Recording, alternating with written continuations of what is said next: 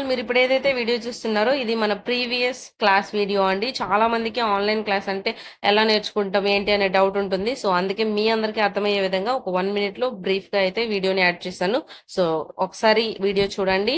And అంతేకాకుండా చాలా మంది రిక్వెస్ట్ చేస్తున్నారు మళ్ళీ క్లాస్ కండక్ట్ చేయమని. సో మీ అందరి కోసం అయితే మన నెక్స్ట్ క్లాస్ కూడా అనౌన్స్మెంట్ చేస్తున్నాము. August 23rd advance floral class ఉంటుంది.